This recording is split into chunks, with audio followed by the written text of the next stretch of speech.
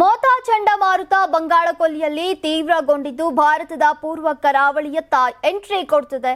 ಆಂಧ್ರಪ್ರದೇಶ, ಒಡಿಶಾ ಮತ್ತು ತಮಿಳುನಾಡು ರಾಜ್ಯಗಳಲ್ಲಿ ತೀವ್ರ ಕಟ್ಟೆಚ್ಚರವನ್ನ ವಹಿಸಲಾಗಿದೆ. ಗಂಟೆಗೆ 90 ರಿಂದ 100 ಕಿಲೋಮೀಟರ್ ವೇಗದಲ್ಲಿ ಗಾಳಿ ಬೀಸುವ ನಿರೀಕ್ಷೆ ಇದ್ದು ಮುಂದಿನ ವಾರದಿಂದ ಕರಾವಳಿ ಪ್ರದೇಶಗಳಲ್ಲಿ ಭಾರಿ ಮಳೆಯಾಗಲಿದೆ ಅಂತ ಭಾರತೀಯ ಹವಾಮಾನ ಇಲಾಖೆ ಎಚ್ಚರಿಕೆಯನ್ನ ನೀಡಿದೆ.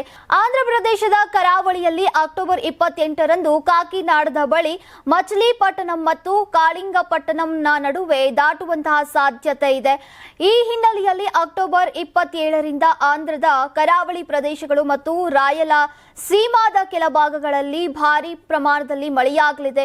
ಮುನ್ನೆಚ್ಚರಿಕೆಯಾಗಿ ರಾಜ್ಯದ ವಿಪತ್ತು ನಿರ್ವಹಣಾ ತಂಡಗಳನ್ನು ಸನ್ನಿಗ್ಧ ಪರಿಸ್ಥಿತಿಯಲ್ಲಿ ಇರಿಸಲಾಗಿದೆ.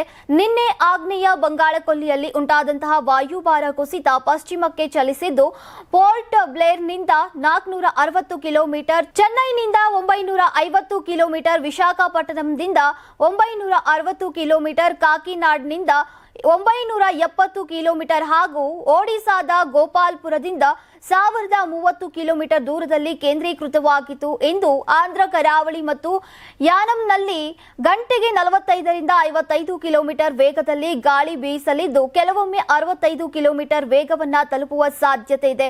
ಇನ್ನು ಅಕ್ಟೋಬರ್ 27ರಿಂದ 29ರವರೆಗೆ ಆಂಧ್ರ ಪ್ರದೇಶದ ಹಲವೆಡೆ ಭಾರಿ ಮಳೆಯಾಗಲಿದೆ. ನೀವು ಸಣ್ಣ ಆಗ್ಬೇಕಲ್ವಾ? ಅದು ಒಂದು ಉತ್ತಮ ಆಹಾರದಿಂದ ಸಣ್ಣ ಆಗ್ಬೇಕಲ್ವಾ? ಪ್ರತಿದಿನ ನಮ್ಮ ಜೀನಿ ಸ್ಲಿಮ್ ನ ಯೂಸ್ ಮಾಡಿ ಯಾವುದೇ ಸೈಡ್ ಎಫೆಕ್ಟ್ ಇಲ್ದಂಗೆ ನೀವು ಸಣ್ಣ ಆಗ್ತೀರಾ. ನಿಮಗೆ ಮಾಧ್ಯಮದಲ್ಲಿ ಕೆಲಸ ಮಾಡುವ ಆಸಕ್ತಿ ಇದೆಯಾ? ಹಾಗಾದ್ರೆ ಕರ್ನಾಟಕ ಟಿವಿ ಡಿಜಿಟಲ್ ಮೀಡಿಯಾದಲ್ಲಿದೆ ನಿಮಗೆ ಒಳ್ಳೆಯ ಅವಕಾಶ.